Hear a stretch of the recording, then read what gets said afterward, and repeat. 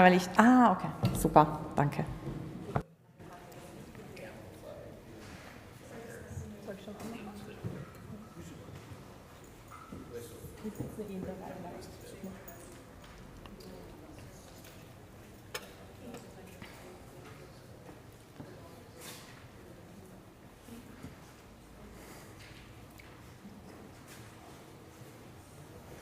Erinnerst du uns, wenn die Zeit noch?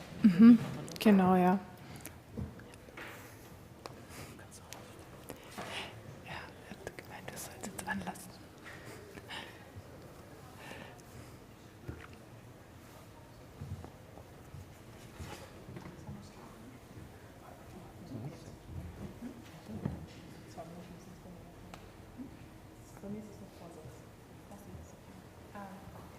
Niki, wir warten 2 Minuten.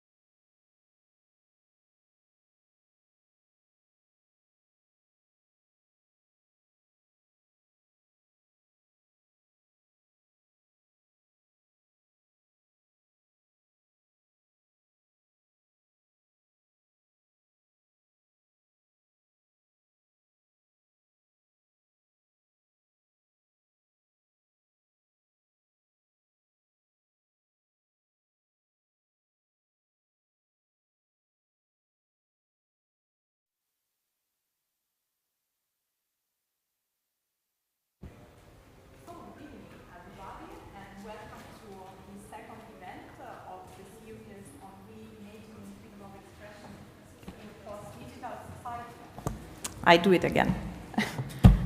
Now, good evening, everybody, and welcome to the second event of the series Reimagining Freedom of Expression in Post-Digital Societies.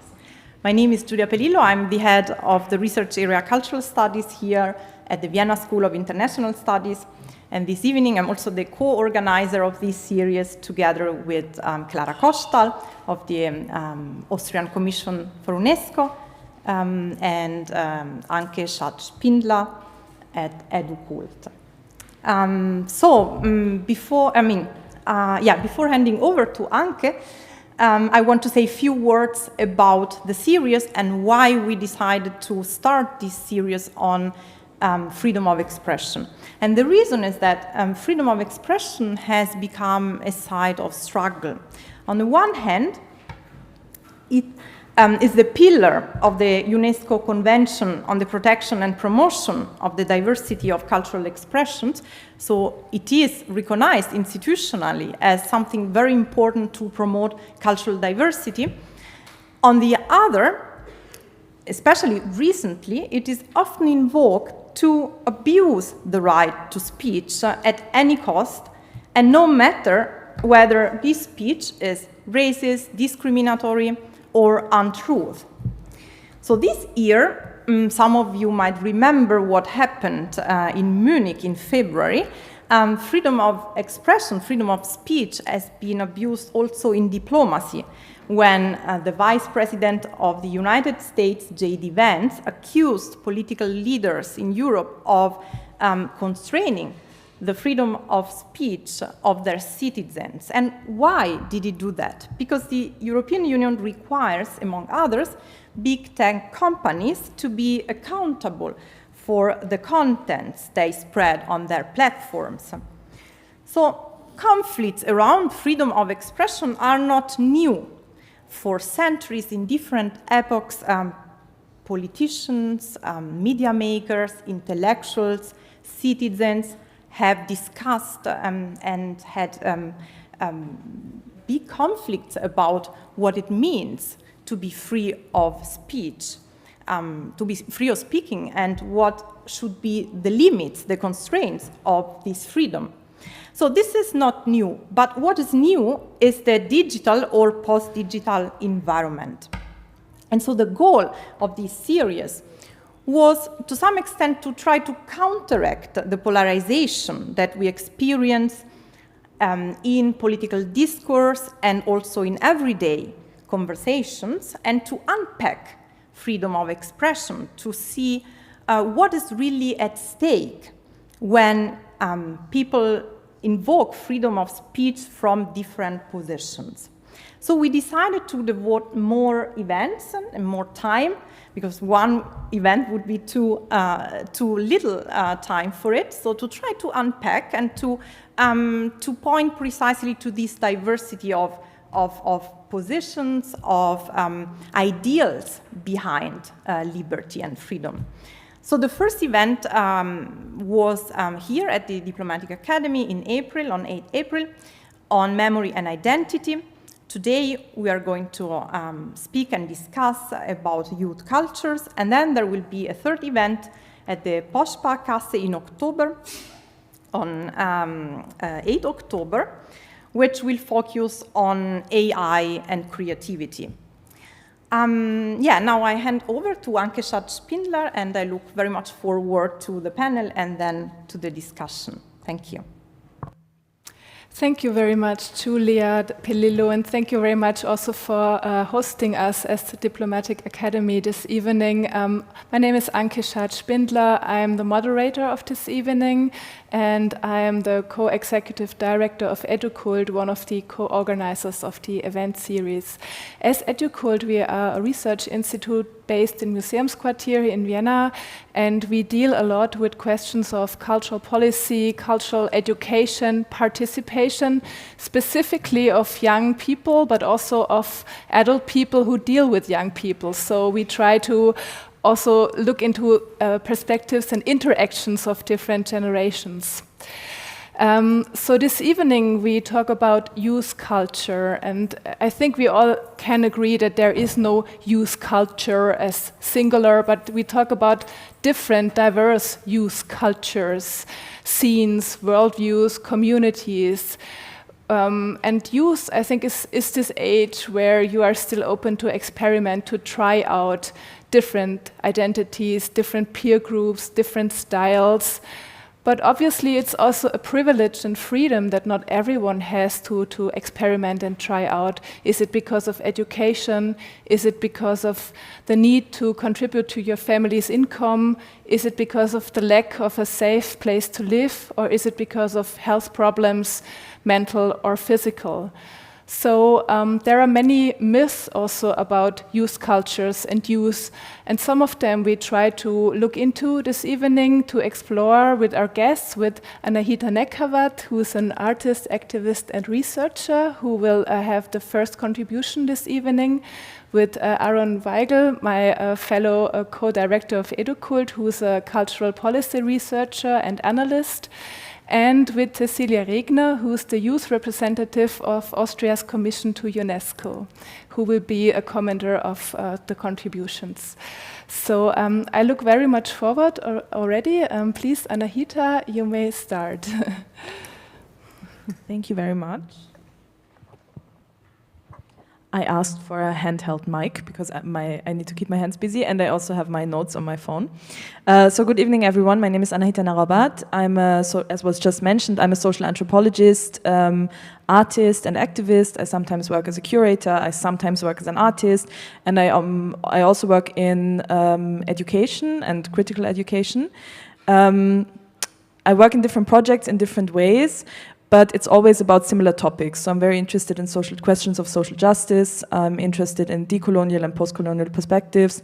I'm interested in racism and anti-racism and in intersectional feminism, and also in questions of political education, critical political education, and memes. And today, because the topic is post-digital societies, I will mainly be speaking, thank you, I will mainly be speaking about my meme practice. When I say meme practice, I mean that I make memes, or I used to make more memes than I make now, but I make memes. I also write about memes, I do research on memes, and I hold meme workshops where I create memes with other people, often youth, often teenagers. So I began making political memes in 2019, 6 years ago. At the time, many of you will know, maybe not everyone, I think it's an international group, I'm not sure. We had a big political scandal at the time in Austria, the Ibiza scandal. Just a very brief summary, we had a far-right government at the time, and basically due to its own corruption and incompetence, which was being filmed and then leaked, the government imploded. And at the time, this led to a huge political scandal, and a lot happened in the aftermath of this initial political scandal. But at the time, a lot of political memes were being shared in Austria. And for me, I was, at the time, I'm now 29, it was 6 years ago, so I was 23, so also a young person. And at the time where we still had this far-right government, I was always a political person and I was politically interested, but it became heavier and heavier for me to daily engage with politics, so I caught myself sometimes turning off news, for example, when I was listening to it, because I felt kind of hopeless and helpless, and also not very, like there was much that I could do at the time at least. Also what contributed to this feeling was that I lived in Budapest at the time, and I was studying at Central European University, which some of you might know as the university that is now in Vienna, because it was forced out of the country by Viktor Orban and his government through acts of legal warfare. So while I was studying there, it already became apparent that the university would most likely have to move. And I was also studying gender studies at the time, which was already no longer accepted as an academic discipline in Hungary. So it was a very repressive political context. And before we had this political scandal, a lot of people in Austria and also media was pointing at Hungary and saying, okay, this is the direction we could move in the next years if nothing happens. So it felt all the more heavy. And then this political scandal happened, there was a lot of relief and this amazing German word Schadenfreude, which is the pleasure of someone else's downfall, basically. And I spontaneously started making political memes, also at first just ridiculing what had happened, ridiculing the decision makers, the politicians in power. And because this is how the internet sometimes worked, the page really blew up. And I realized rather quickly that now I have a really big platform that I could actually use as a social anthropologist, as a researcher, but also as someone who has also a migration background, who is a woman, etc., to speak out on political issues. And I then started asking myself, okay, how can we use memes, which are these funny images you see online, how can they be used as a form of satirical commentary? Almost like a caricature, like political caricatures are often used. And then I developed this political meme practice where I shared memes almost every day and tried to really think critically about what it means to have this platform, how I engage with this platform, and tried to do also some things differently than you might be used to from seeing them online. For example, for the arguments I made, I used sources and I said which media articles I drove this information from, for example. I also tried to distinguish between my own argument and my own position and the facts that I'm basing this on, for example. I also tried to have really easy language or to explain more difficult terms. I would also reply to comments and tell people where to get more information from what is considered credible sources, etc., etc. But I'm not here to just speak about myself. I just wanted to give you an introduction in how I started making memes.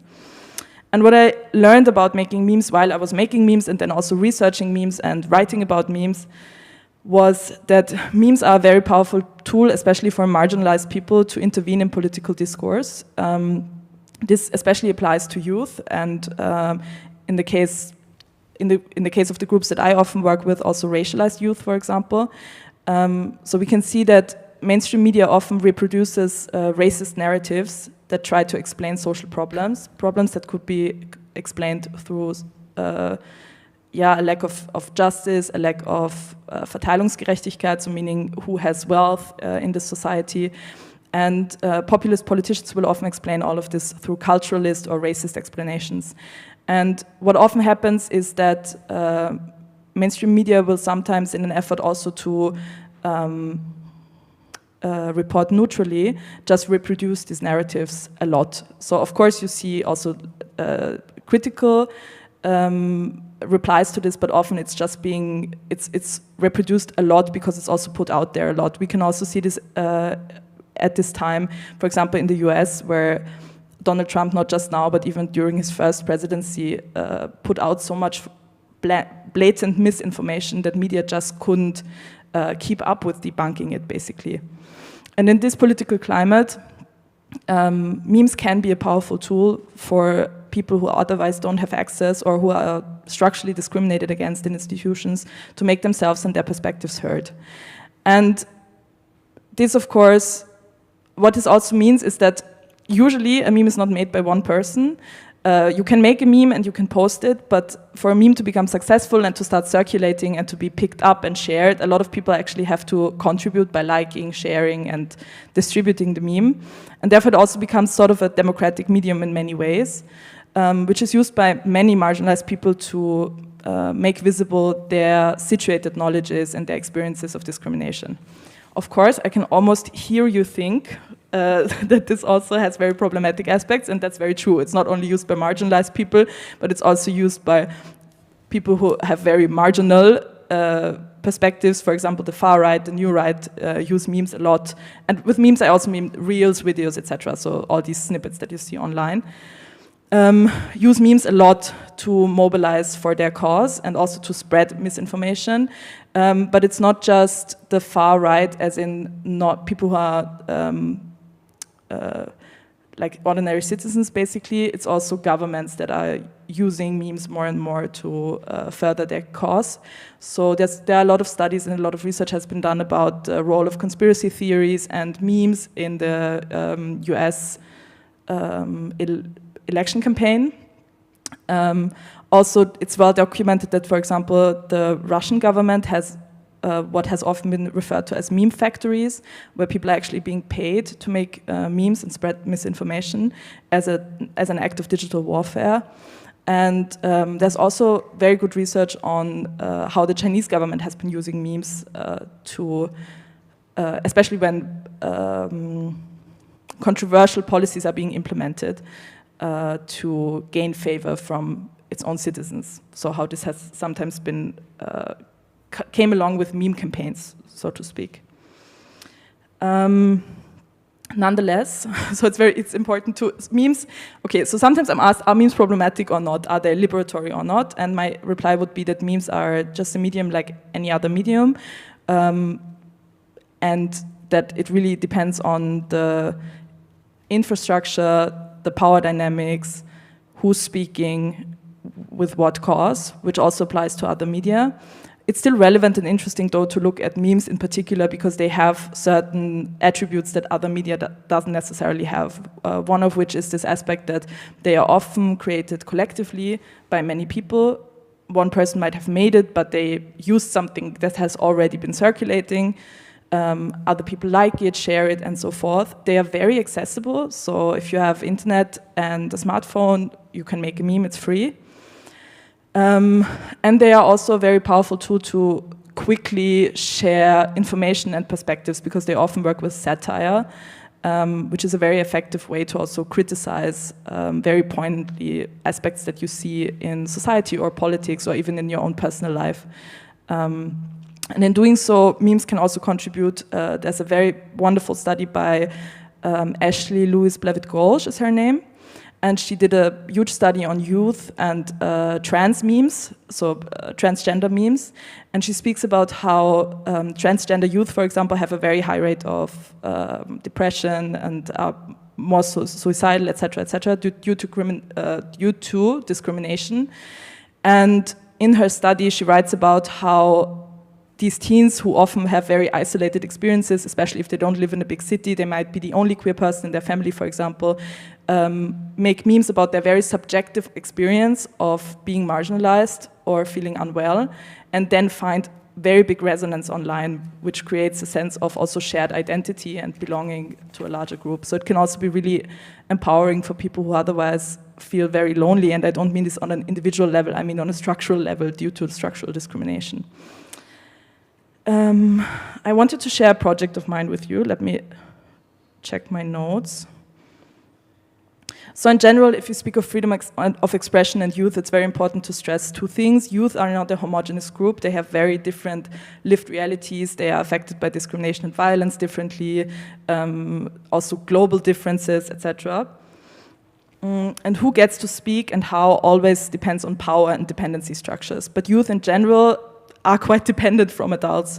So it's not only about what can technically be said, it's also about how can it be said if you are highly depending on the people around you. Do you feel comfortable or free to say what you want to say if you are, for example, in a school setting where your future basically depends on whether or not what you're saying is being seen as acceptable in a way.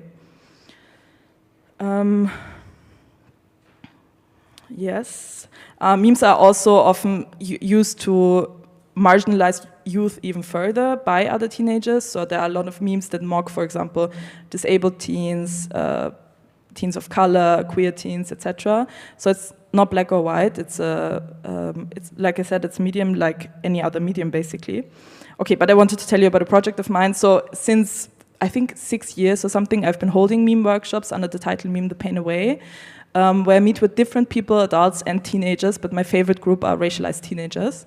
And they are invited to turn their experiences, their lived experiences of joy, of pleasure, of friendship, but also of discrimination, of structural violence, of racism they experience at school, into memes and to share the experience with each other.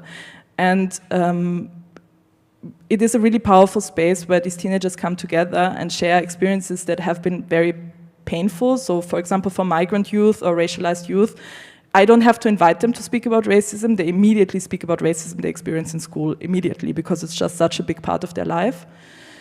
And they then start making a meme about it, and then they share it in the big group, and everyone else kind of gets it because they experience the same thing, and they're laughing, and it turns a very painful experience into an experience of joy and also empowerment.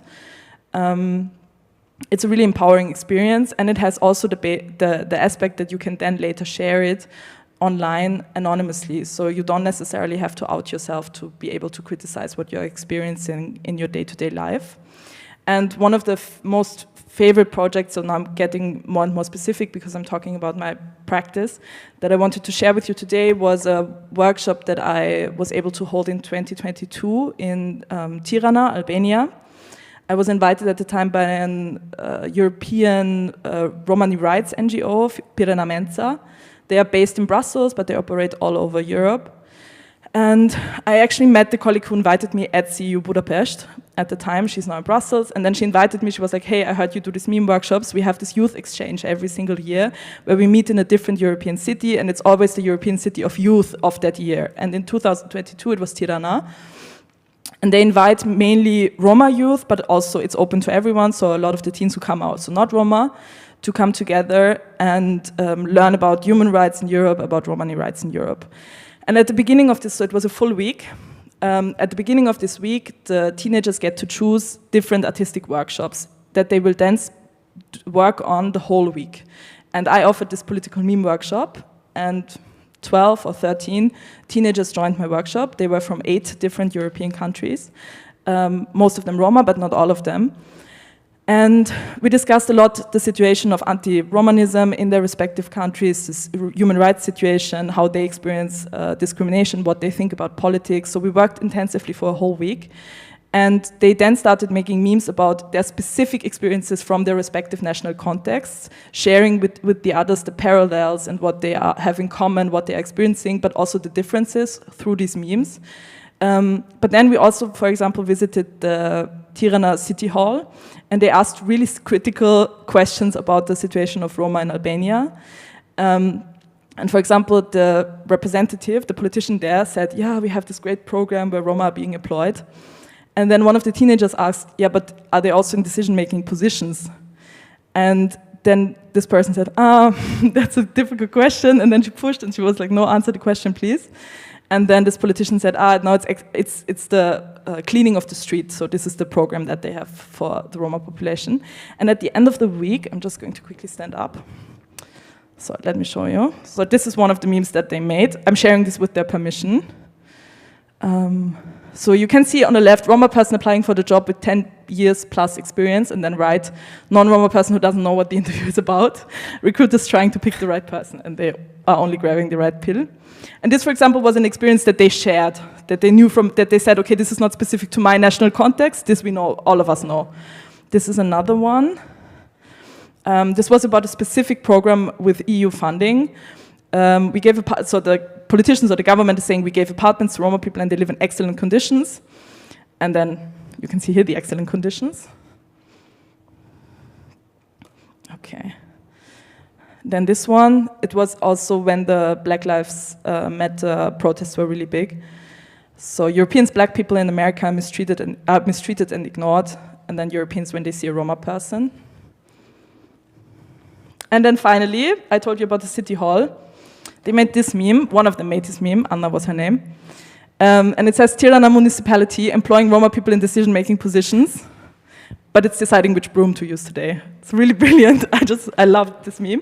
And then finally what we did was, at the end of the week we had a festival in public space in Tirana, where every single group presented what they had worked on. So we had dancing, singing, graffiti, different things.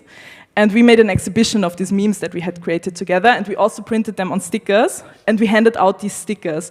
And people were really interested because people love memes. So people were actually actively approaching us to receive these stickers. And it really sparked a conversation not only of what these teens were experiencing in their respective national contexts, but also on a broader level, which is also a European experience. But then also specifically, we left this in Tirana and we put these stickers in public space also on lampposts and stuff like that. Yes, and then they also created a meme page, which was sadly, and this is a thing that we can maybe later discuss, immediately taken down by Instagram. But it was a really great project. It was 8 teens who decided to continue sharing their experiences of anti-Romanism and human rights violations, basically, in different national contexts together online, creating a digital space that is transnational. Yeah, so I think everything else we're going to discuss in the discussion, but this is just some examples I wanted to bring. Thank you. Thank you very much, Anahita. So I forgot to mention when I introduced you that you have been honored Young European of the Year in 2022 for your work by the Schwarzkopf Foundation. So you created visibility and also recognition through your work. I would be also curious about what your followers said, like young people, but maybe we can leave this for later. Just maybe to give you some numbers also, the share of 14 to 24-year-olds of the total population in Austria, what do you guess approximately? How much is this? Guess in your own head. It's 11% in Austria, and worldwide, guess it's 30%. So overall, we talk about a minority in Austria, but worldwide, the world is young. So just to give you some numbers. And maybe Aaron has prepared some more numbers for us in his presentation. Let's see. Aaron, as I said, as a cultural policy researcher, you also involve young people in participatory work, participatory research, but also you look at participatory programs from the perspective of an evaluator and consultant. So yes, please, the floor is yours. Thank you.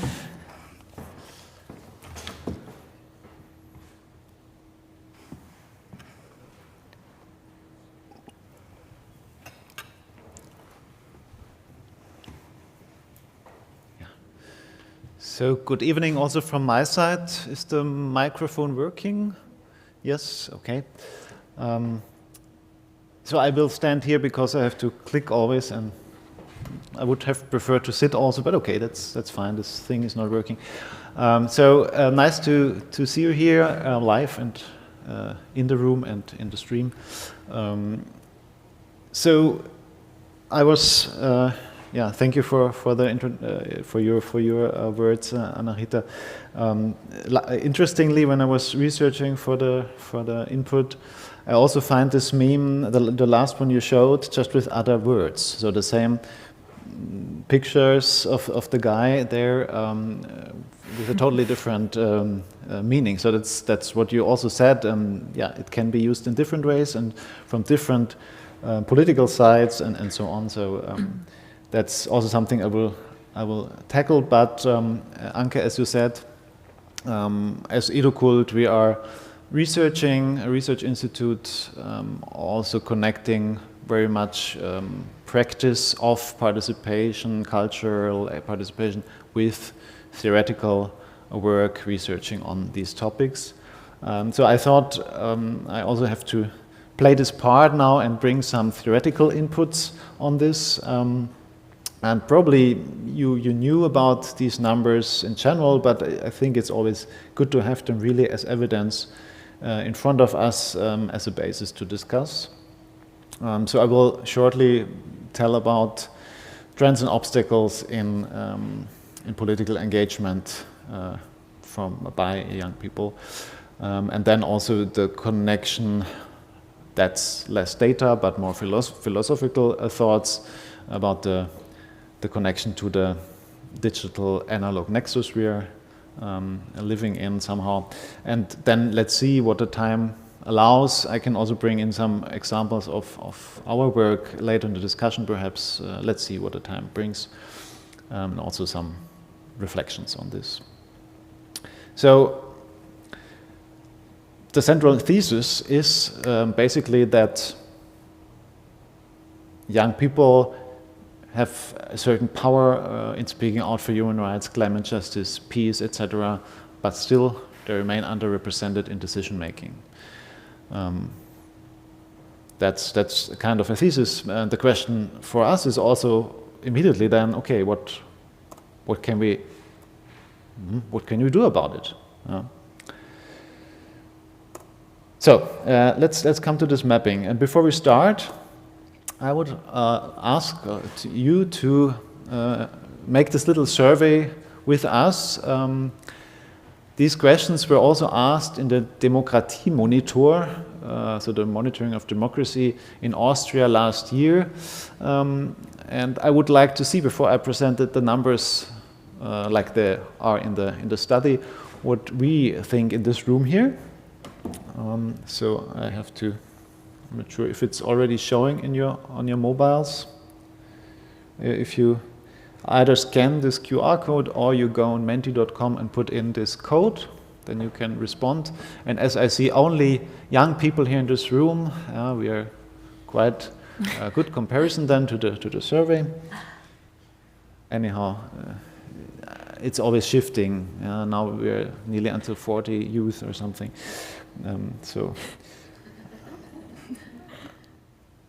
Can you give me a short feedback if you see the first question? Mm-hmm.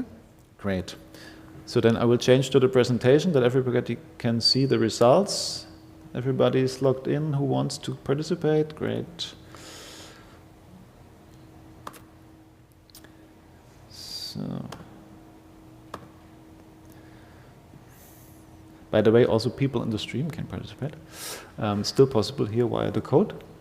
So we see here, do you never, rarely, once a week, several times a week, or daily talk about political issues with your family, friends, or colleagues? That was one question in this study. We see that half say, at least here in our community group, daily, and 44% say several times a week. Then we have 6% saying rarely. That's it. Okay, let's keep that somehow in mind. And let's go to the next question.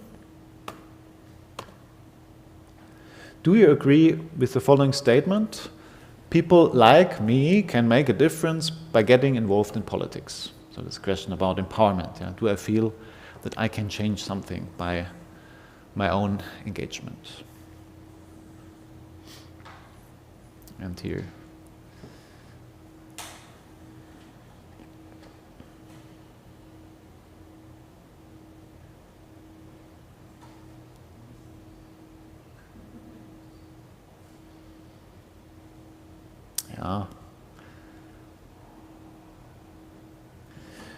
Yeah, so it's interesting that we have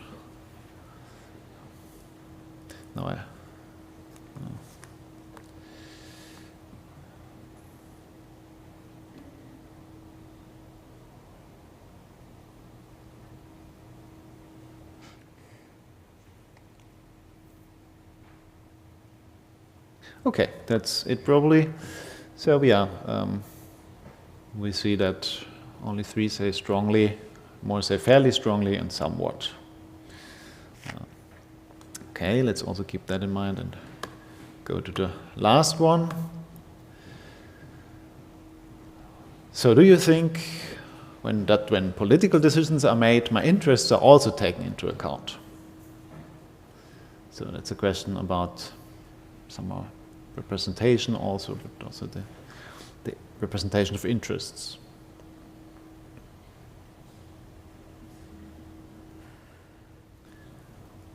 Yeah, different picture here than before. So even in this group, we are not so much convinced that our interests are taken into account politically. Thank you for that.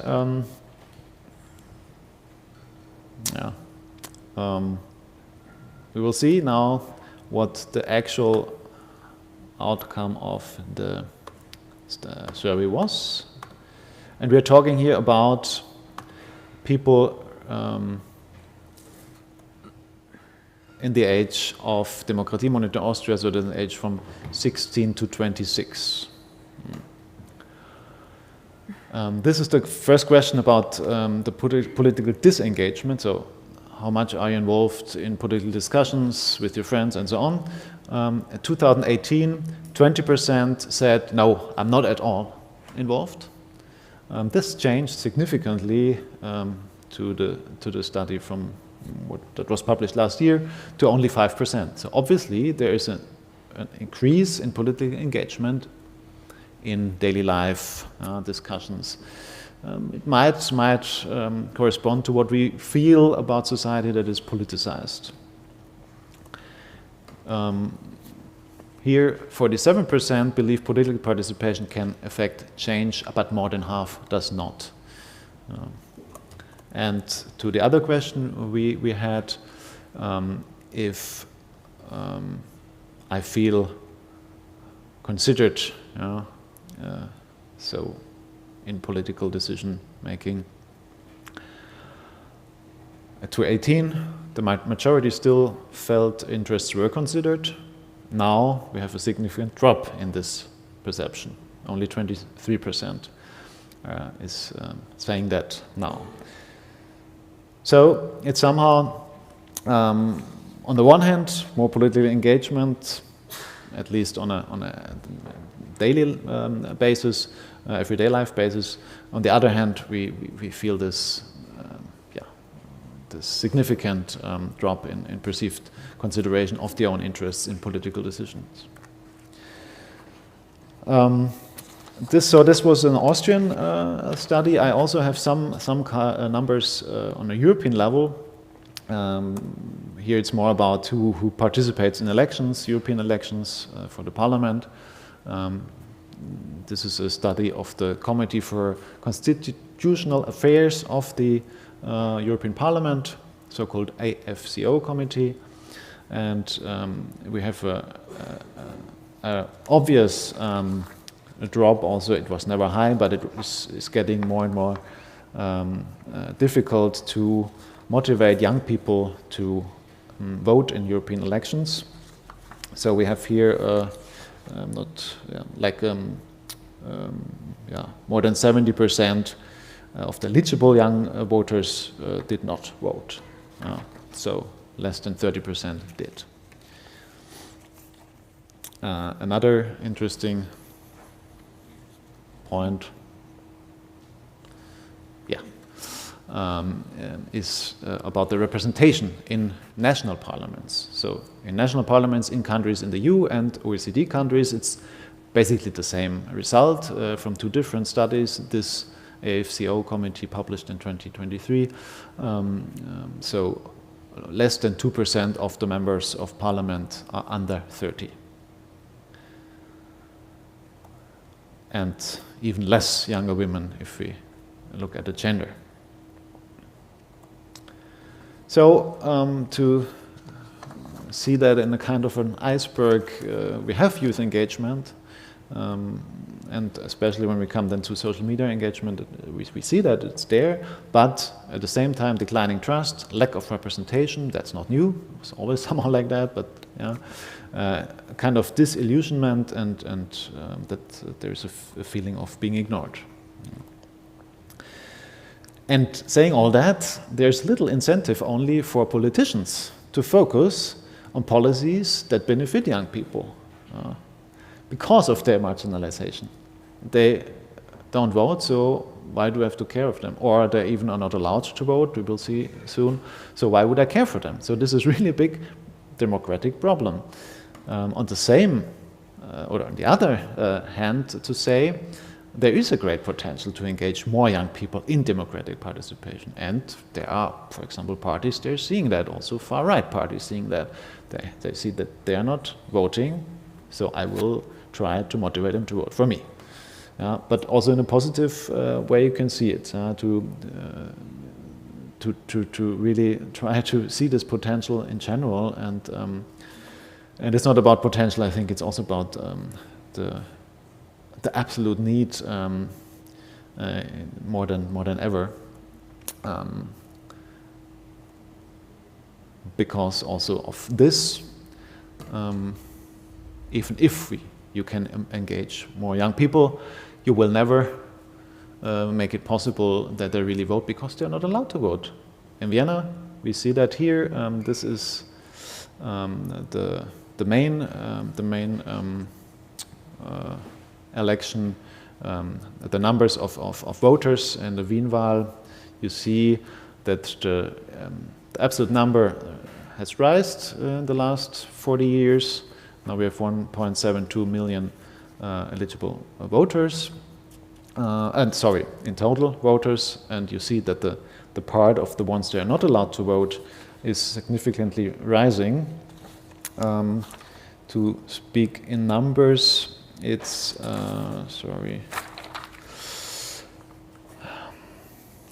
it's 35.4% of all eligible age residents.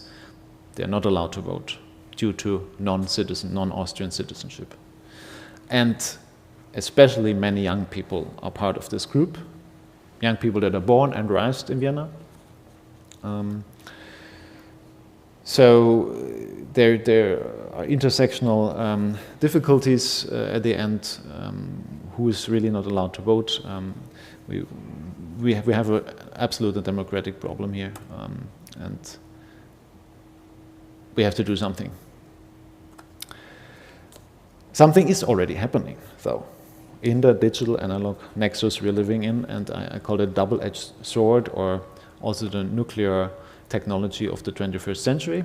It can be, and we already see that, used in a very destructive way. At the same time, for sure, it can also be used in a good way for example, political engagement and networking and so on. And when I don't want to repeat what you said already, but the second point is important. We have also via memes, for example, a global youth cultures development, so where the national borders are not relevant anymore, and that is really something that changes our general concept of citizenship, like we had it for a long time, since Kant, you can say, the global citizen that is somehow it's a universalistic concept, understood as global citizenship, but this falls under the scrutiny of post and decolonial criticism of Western-centric definitions of universal values, and that's only one part of this. This is not new anyhow. As we can see when we look at Spivak, she wrote already in 1979 about planetary entanglements, that we are planetary creatures, not speaking of global citizens anymore. And now, in today's youth culture, it seems more that there's a connection to social networks, to platforms, and their performative effects. This is a challenge because the model of individualistic citizen is being replaced by the model of more or less loosely connected collectives, distributed information and augmented decentralized modes of decision making. So there's another crisis when it comes to civic education, democracy education. What kind of citizenship are we talking about? So it's more like that now. And there are different groups seeing citizenship in different ways. It's not positive or negative or any way. It can be used and turned around. Some see this as a basis for inclusion and equal rights. Others see it as a basis for patriotism and border walls. So, I don't want to go into detail here. This is just that you can see what I said before. But on the nuclear technology, somehow it can work well for networking and so on, and that also somehow in a way for developing skills and dispositions for offline participation then again. But for sure, when it comes to algorithmic filter bubbles, we know the problems, we know, and you talked also about it somehow, that there is a misinformation, a chance and opportunities for misinformation and so on.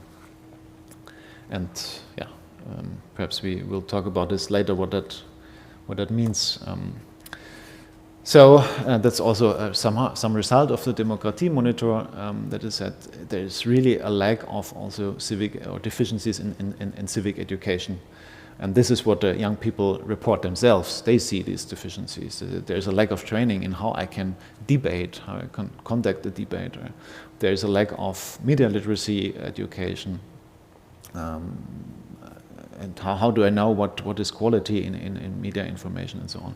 And there's insufficient understanding of citizen rights even, where you can say, okay, at least that could have been done in school, but so I don't know what the time says. Maybe we can leave the other thoughts for later. Thank you very much, Aaron. Do that. Perhaps then just summing up thoughts. Let's move, if I can, to here.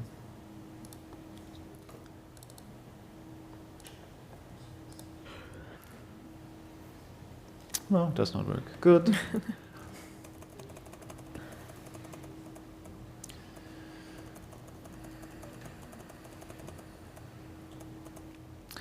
I just perhaps want to say some, because that's always what we do. Yeah, we always look at the theory, we look at the practice, and then we come up with recommendations. So let me do this here also shortly.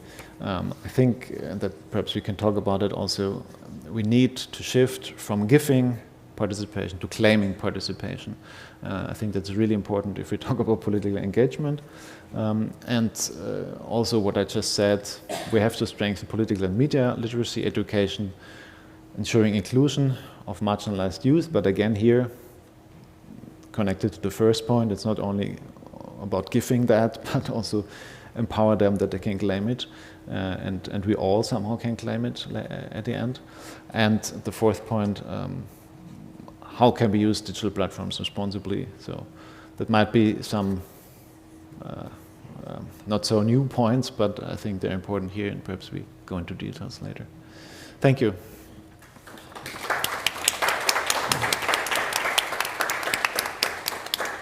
Thank you very much, Aaron, for also feeding us with some data and statistics. And I think it's already clear that there's a significant gap of representation of young people in parliaments, in politics, and of their importance for the future also as speakers of their own generation.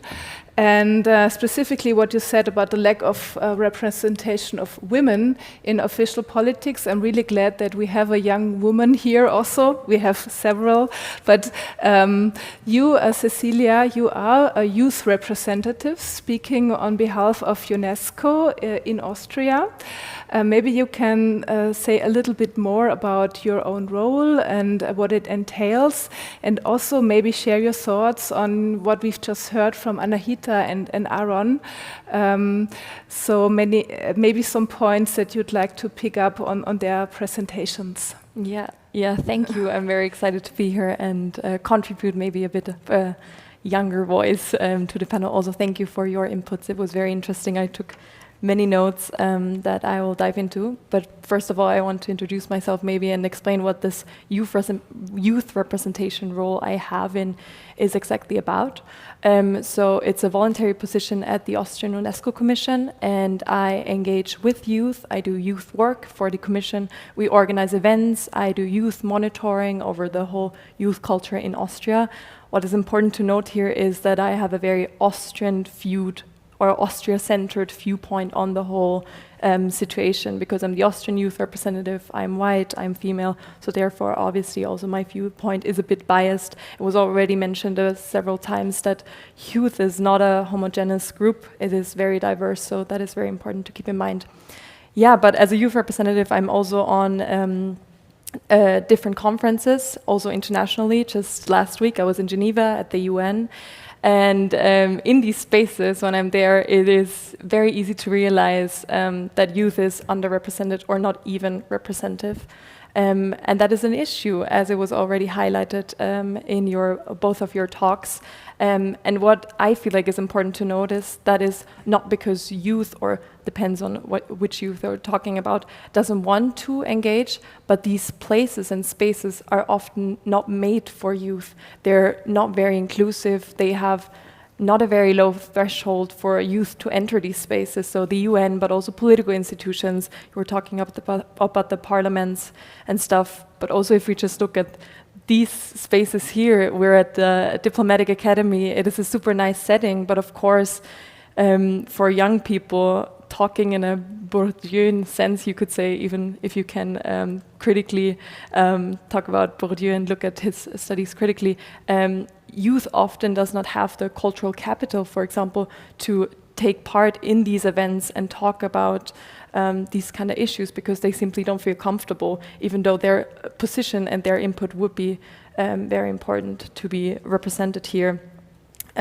So yeah, that is what I wanted to highlight. So just not, there's this simple viewpoint, just everybody can talk and can contribute, but there's this material freedom which is needed, which is also often highlighted by UNESCO, because that is not something that is accessible for everyone, and also not for the whole culture of youth. Yeah, and then I wanted to add to your input, Anahita. It was super interesting that you were also talking about the Ibiza scandal, because I then had to remember back that at that time I was 15, and it was also the first time that I really got politicized also through memes on Instagram and through the internet, and it was such a fun way suddenly engaging with politics, and that was really a starting point also for myself, and it's super interesting. But also, as you highlighted when you were mentioning memes being democratic, you mentioned that one has to keep in mind the structures behind them. And I feel like that is an issue which is very, very important to highlight when we're talking about digital spaces, is of course the algorithm. And as you can see in Gen Z, there are different movements going on. We had in the past Fridays for Future, Black Lives Matter, Me Too, many different ones that made their way from the digital spaces through networking or something onto the street. But still, it's difficult to build up these movements or these movements outside of the digital spaces if the algorithm is not working for your sake, or if you don't get the followers, the shares, whatever. So it's not that easy, I would say. Also, right now, you can see online examples of how the algorithm is suppressing different movements. And I find it interesting because I feel like Gen Z and also Generation Alpha, they're finding ways around that to trick the algorithm in some way, and that is super innovative, and that is maybe something I can tell from my lived experiences, that taking the example of Palestine or Gaza, that people reporting on the situation there, they're getting suppressed by the algorithm, so they try to find their way around when they're writing the way Palestine or Gaza, for example, that they do not use the letters, but they use symbols or a digit instead. So instead of an E, they write a 3, or instead of a I, they write an exclamation mark, which is super interesting. At the same time, they have different approaches. For example, the Reel or TikTok hook. I don't know if you know it, but it's basically if you have a Reel or a TikTok, you, instead of just starting with the political content and talking about it, you play another Reel before that, which is very catchy, and quickly cut it, and then suddenly you cut to your content. So you get the viewer to stay with you and not just scroll further, but engage because it's interesting, and then you start with the political contents. I feel like these are examples which are very interesting. Also, I don't know, that is very common, but it's very sad due to our shortened attention spans. There are these ways of split attention.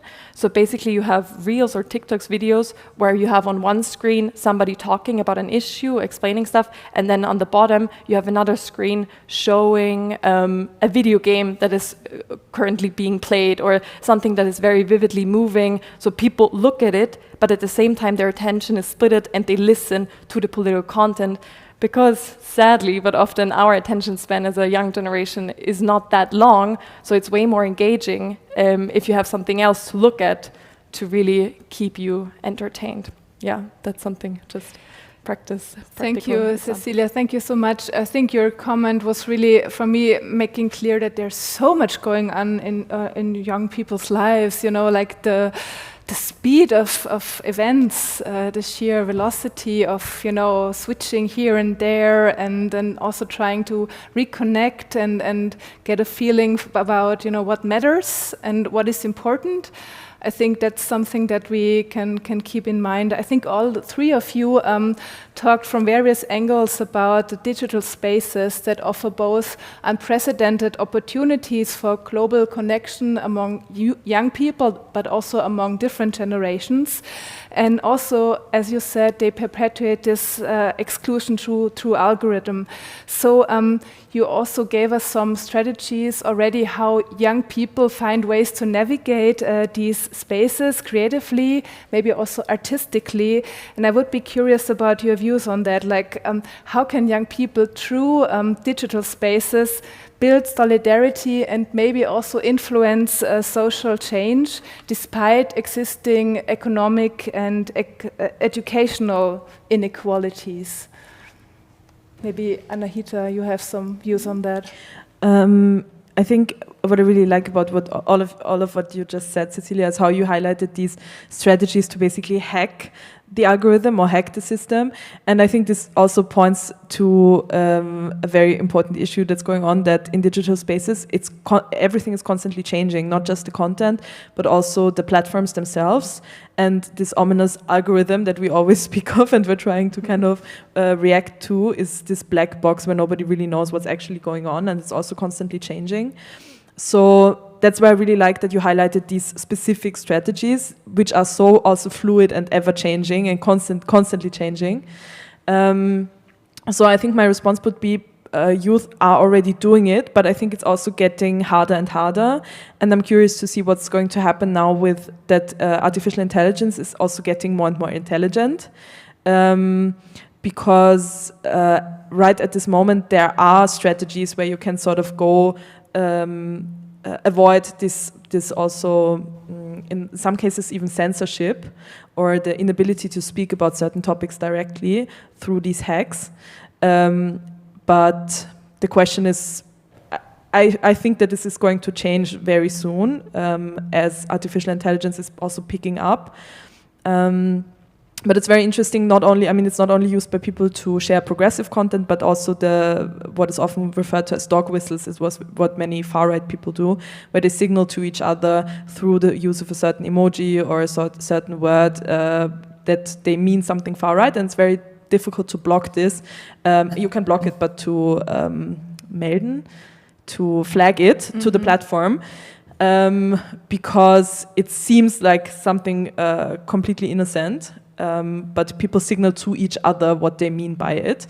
I think it's going to get more difficult to use the online space, and I think it is important that we still try to meet physically, but also I don't really like the distinction between digital, online and offline spaces, because the relations that people create online are very real and are also often translated into real relations. I don't know, I don't think there's a simple answer, because sometimes when we ask questions about digital space, we refer to it as something that fundamentally functions differently than other areas of society. But I think when it comes to like physical space or protesting in physical space, we would never ask such a question, you know what I mean? Like, what is the role of physical space in protesting? Because it's complex, it's difficult, it's contextual, it's ever-changing, it depends. So I think people are using it, they're trying to find strategies and ways around it, they will continue to do so, but also the platforms are getting more and more harsh, and this rhetorical figure of free speech is currently being used to undermine free speech. So we know that, for example, Mark Zuckerberg recently said, yeah, finally we're going to have free speech again, but it's just not flagging blatant misinformation anymore, for example. And there's also sort of discursive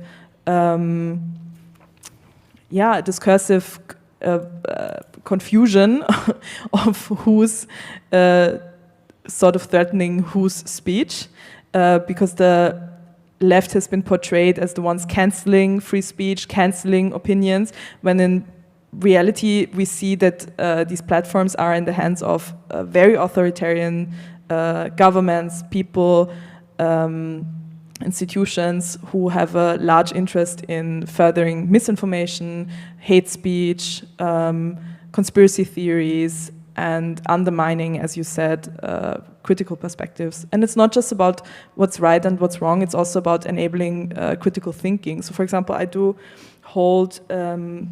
work for an association, it's called Verein Viel mehr für alle, and they also have an Institut für Migrationspädagogik where we offer, funded by ÖAD, workshops on racism, anti-Semitism, but also conspiracy theories at schools. And one thing I really try to do when I'm in school is teens will often ask me, is this a conspiracy theory, yes or no? And I'm always like, okay, this is a conspiracy theory, but let's find out why and how you can identify it. So it's really about, like you also said, Aaron, enabling critical thinking to be able to deal with this mass of information and narratives that are constantly changing and flooding us. Yeah. Mm-hmm.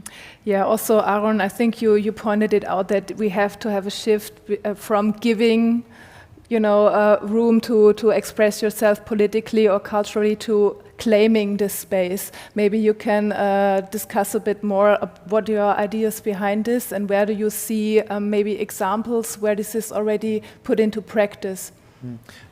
I will do that. I will just shortly comment on what you said, if I may. Sure. Just to develop a bit this idea, what you mentioned about freedom of speech, and where there are limits of that. We are talking about human rights, so freedom of speech is one human right. It doesn't mean that it's the human right. We have human rights, and there are other human rights involved, so we have always to see them in a combination, and that's why not everything is free in the so-called freedom of speech. And while I was here a bit criticizing Kant, here I'm with Kant, who's saying, no, the freedom ends where my freedom ends, where the, I limit the freedom of the other, whatever. Yeah. So this is the big misunderstanding of our time. Also, I have the feeling. Yeah.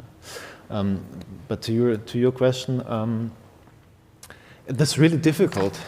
This claiming instead of giving, it's really difficult from our perspective. I have to feel. I mean, and also what we see, we accompany projects to really try to give marginalized young people opportunities to participate in society. Yeah? We're evaluating them or accompanying them scientifically, and there are really good examples where they are reaching this goal, where they can reach this goal, but it's still a giving. Yeah? Like with a really nice idea of artistic approaches, like Diplomatische was geht is such an example here in Vienna, where they have artistic workshops as well as an arts festival, where the young people are co-defining, co-designing. It always depends on the individuals and also the workshop leaders and so on, but in general this is happening, I would say. Perhaps this is the first step, to give the opportunity to co-define, co-conceptualize at the beginning, co-implement in the process, and then also co-own the results. So we had, for example, a citizen science project. Sparkling Science is one of these programs where in Austria, where young people become researchers together with professional researchers to certain topics, and we work together with the Natural History Museum on the question of colonialism today. And it's important that, for example, okay, well, we collect data together with the young people, but then the results, not we alone decide about the interpretation, but together with the young people, that there is an ownership about the results also, for example, and the same with artistic production. So this is the first step.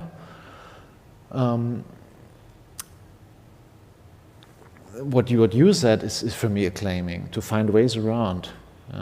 That is for me truly claiming. But yeah, it's that's somehow happening. But the question is, how can we also strengthen this? The question is also who makes the rules. Like, if we don't give the space, it might be claimed, but with ways that aren't socially accepted, violent ways of destruction. So is there a way of channeling this youth energy force into creative ways, artistic ways? Is it digital, or is it in the presence? Maybe you want to. Yeah, I would add to that, because I very much agree that this finding your way around is a way of claiming, but at the same time, one has to acknowledge that not everybody has the potential or is in the position to claim something or find this way around, or there are marginalized groups. So when we're talking about political participation and saying that this should not only be given to young people, but it should be claimed by them, it suddenly again puts so much responsibility back on the young people. And at the same time, as said, there are different groups, marginalized groups, and when you tell these marginalized young people, you need to claim your own space in maybe an environment that is not made for young people, not inclusive enough, as I was talking about before, there are these thresholds.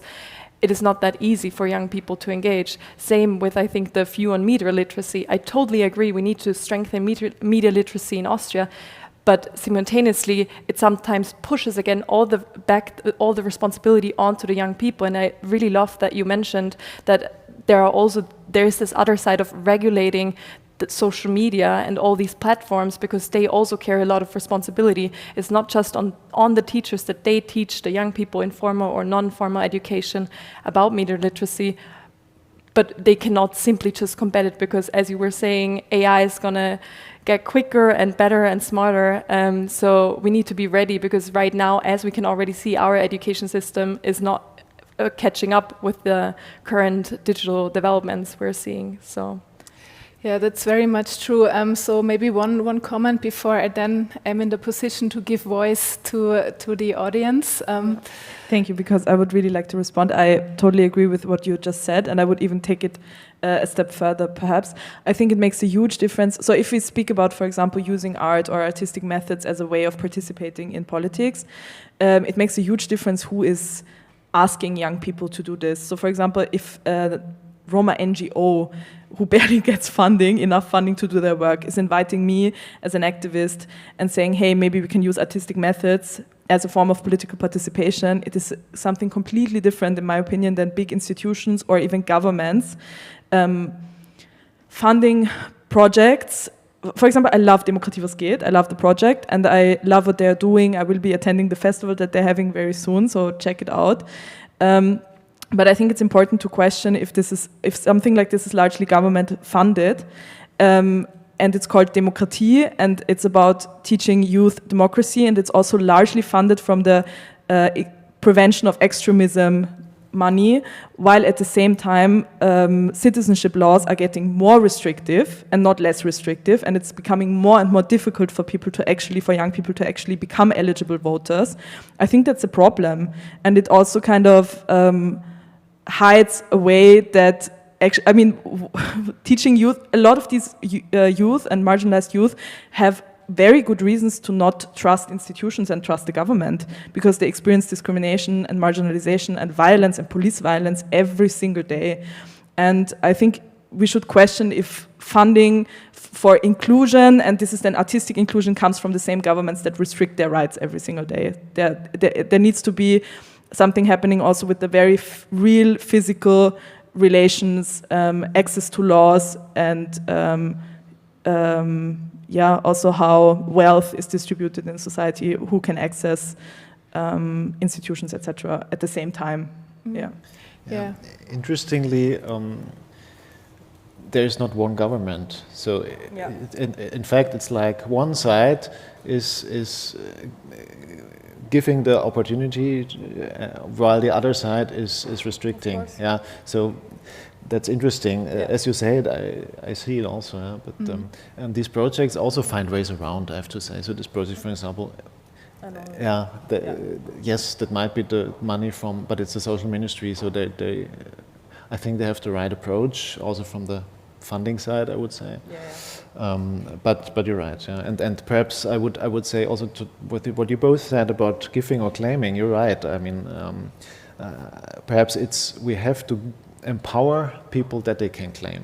Let's perhaps say it like that, and there must be a general basis that it's even possible for sure. The rights have to be ensured. So eventually, let's turn to our audience and the questions that you brought along. Do we have a mic? Yes. Hello. Thank you for your presentation. My name is Paolo Marcian. I'm a second-year student at the Diplomatic Academy. So my question is related to the issue of self-censorship, because we know it's clear for all of us that young people rely a lot on digital platforms. And digital platforms, they can play a role in terms of sharing opinions and expressing, let's say, the participating in public debate or debate of general interest. But at the same time, we see that there is selection, let's say, in terms of the government, which speech or which opinions can be admitted on these platforms.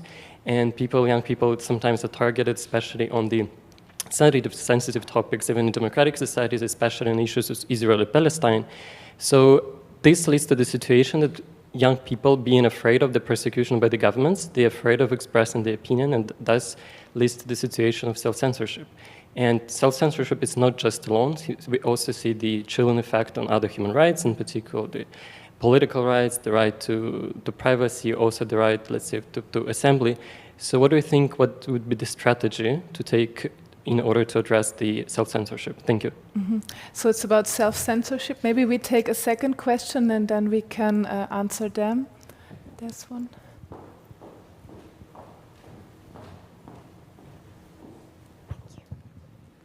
Hi, thank you so much for your presentation. It was really interesting. So I'm a second-year MI student as well, and a lot of what you guys discussed is directly relating to the thesis that I'm currently writing. So I wanted to ask, your thoughts on how the alt-right pipeline, so for those who are not aware, it's essentially referring to the internet radicalization towards the right.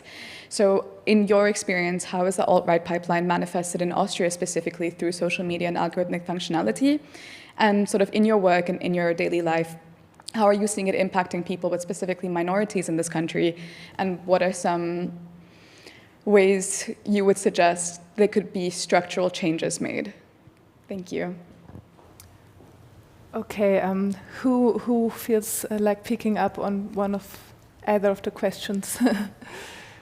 I mean, I Yeah, can sure. maybe start with the second one. Monitoring the Austrian media landscape is not that easy due to algorithms. So honestly, I need to say that I'm not in the digital bubble of the far right.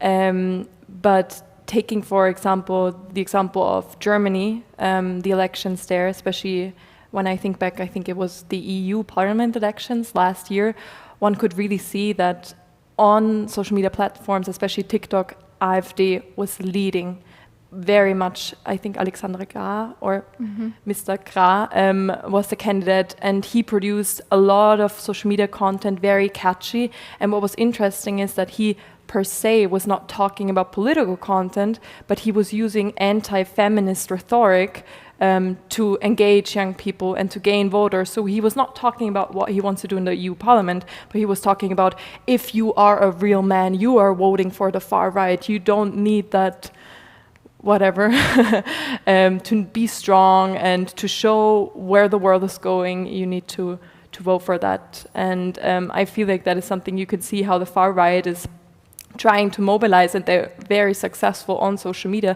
because I feel like other parties are maybe also not catching up with it through not political narratives, but using the anti-feminist or different narratives which are very emotional, because these extreme views are pushed way more by the algorithm than other views. So they try to exploit that, and sadly they're really, or in my opinion, they're really successful with it.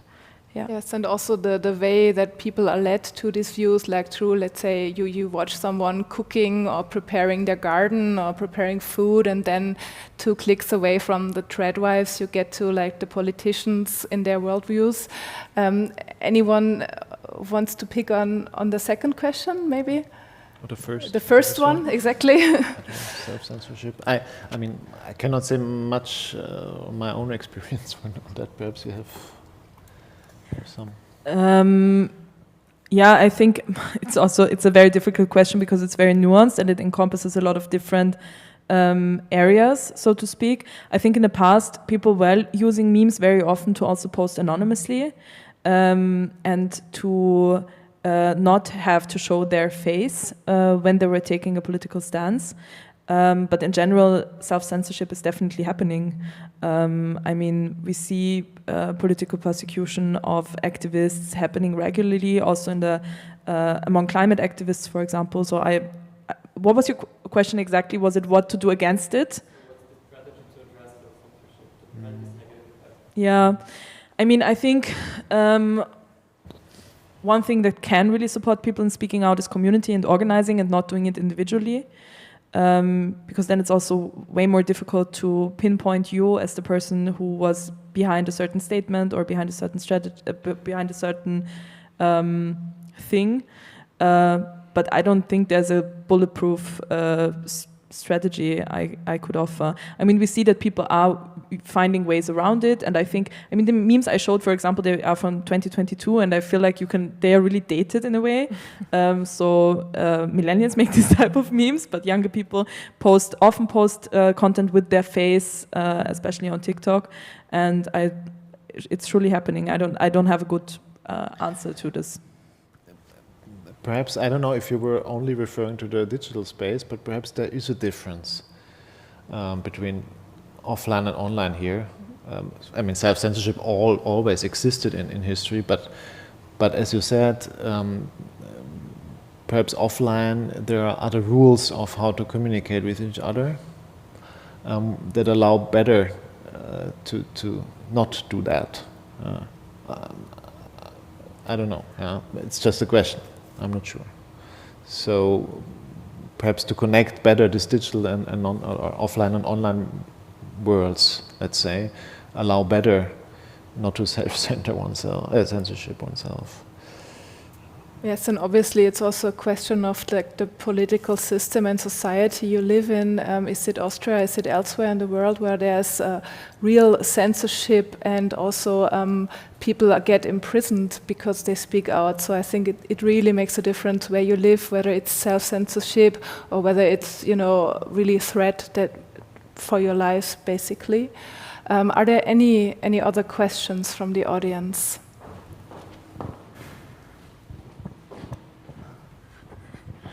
So thanks. I'm not a student here. I'm an outsider, just here for a visit. And it's maybe half a question, half a comment. Thinking about youth as a demographic category, which is excluded in all sorts of ways from the systems you're talking about. But to think about the uniqueness of youth as a demographic category in terms of its relative to exclusions, insofar as everyone at some point, as long as they're alive, is youthful at some point. And it's the one demographic category which, as long as you live, everybody stops being a member of, and how that uniqueness of it actually makes it a different kind of demographic category to think about in terms of creating spaces for inclusion, or that can be claimed because your status as, I mean, other categories have potential for some shifting, but not where it's guaranteed that everyone will stop being young, you know, or that everyone was once young.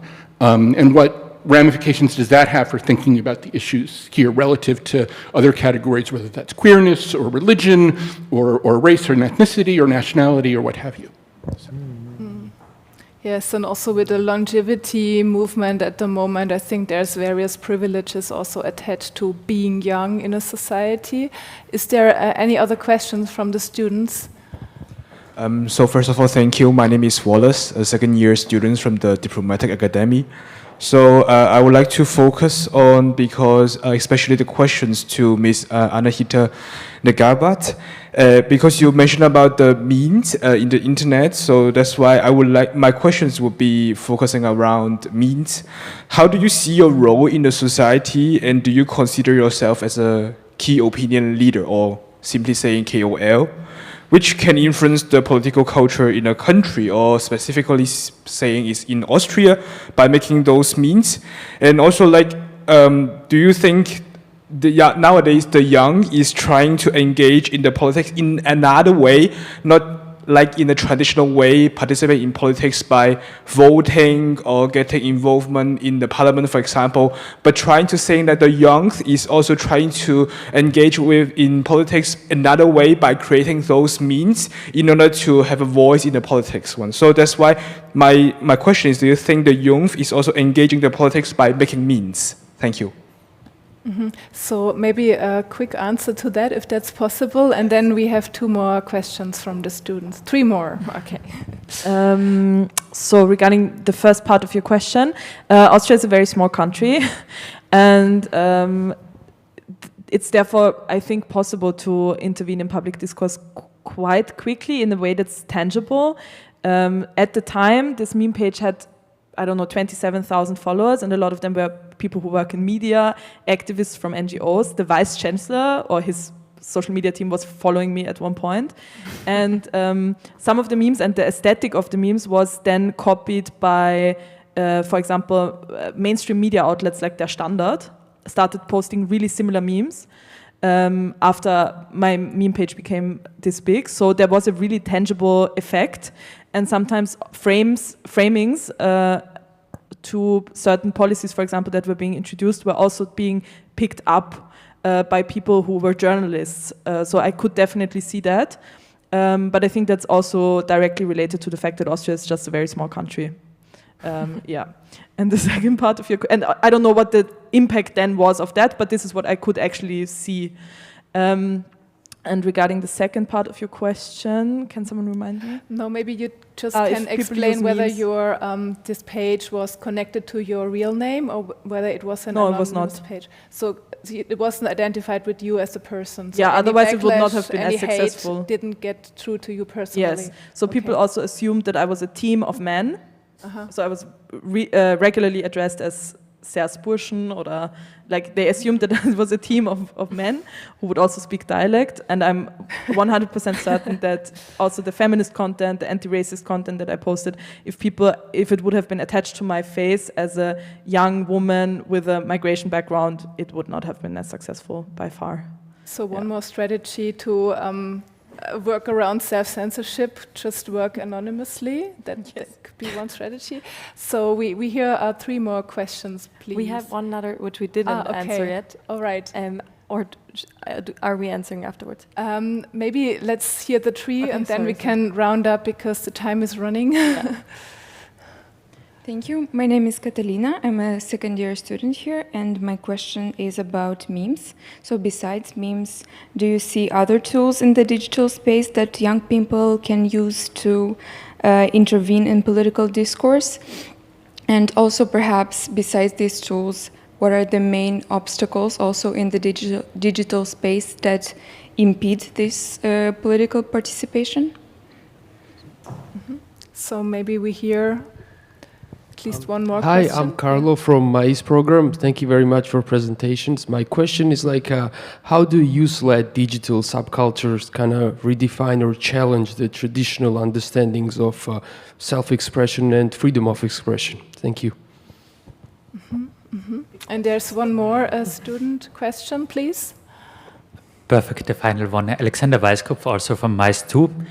So my question would be about how can we ensure that freedom of expression is in youth cultures is not limited to social media engagement, but also includes those who express themselves offline or also lack access to digital platforms.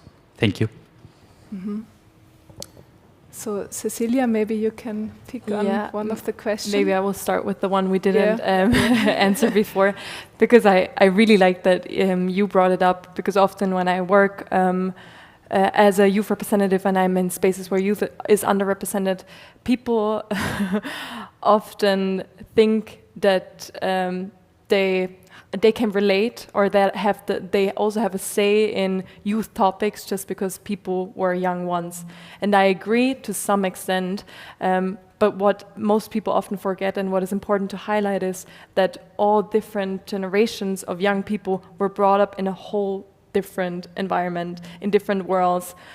Just when I'm talking with my parents were brought up in a whole nother time with different ways of communication, how to engage in society itself. So sometimes it's difficult because it feels like you're not getting taken serious because people think, I can relate, I was once young as well and whatever, but actually all the different experiences from different generations are very important to bring to the table. So yes, it's very much important because it is an aspect which is often used to not silence youth, but not take them as serious because people think, I know that already. Yeah. So any other views on the questions that we just heard? The last one, immediately I thought, okay, I should say something which I had not a chance to, but say it now. We also have the the UNESCO freedom of the Convention Cultural Expressions. Thank you. We just celebrated it last week, 2 weeks ago. I think this is really a good way, as it is done in social media, but it can be offline as well. So we have to be aware that political expression is not everything.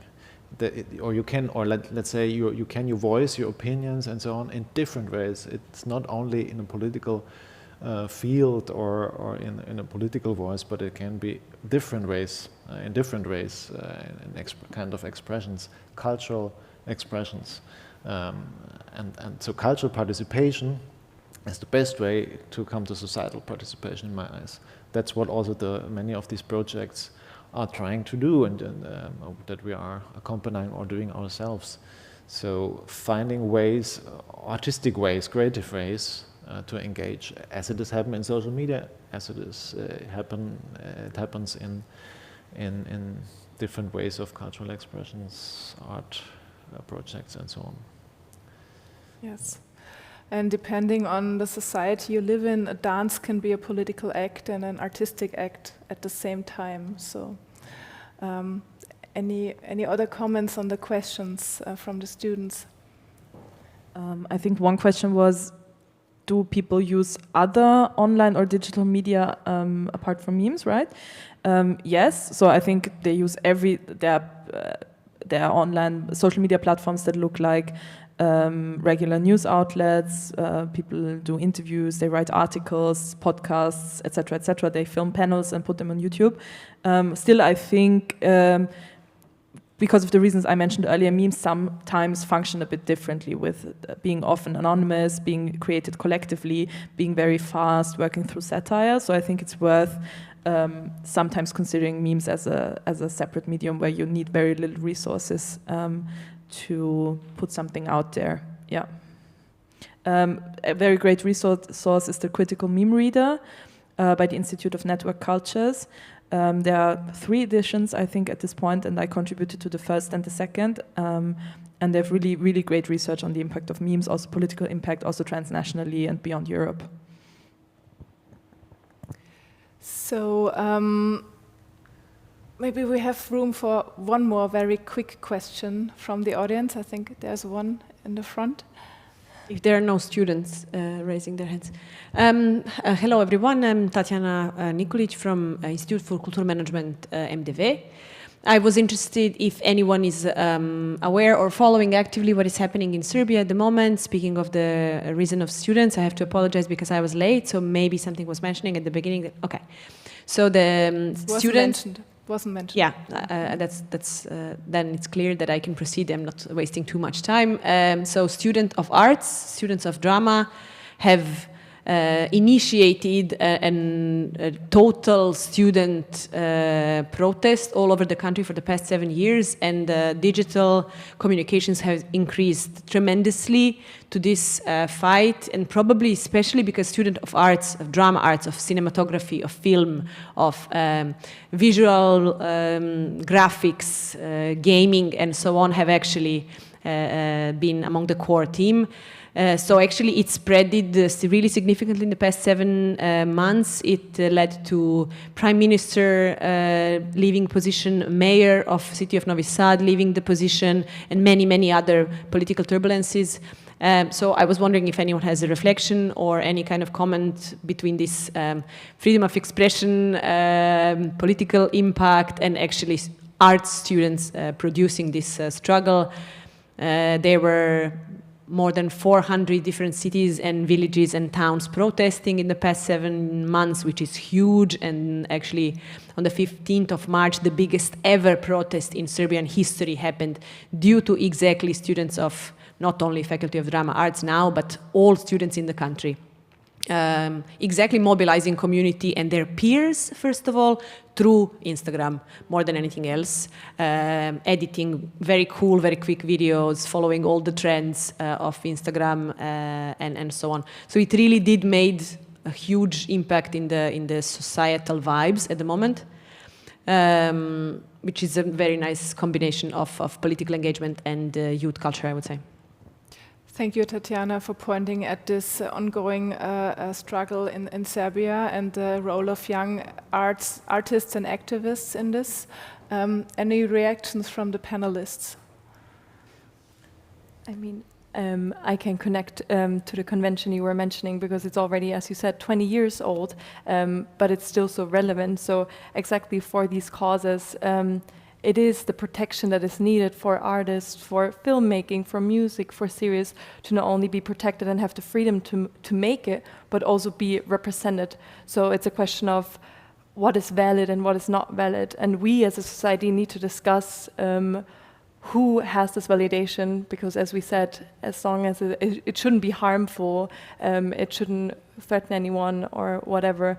But I feel like that is the big issue here, that it's a question of representation, and how can you give them representation? Who are the actors who are deciding which art is getting a lot of representation and which is not, depending on which medium obviously you use for film or music or whatever.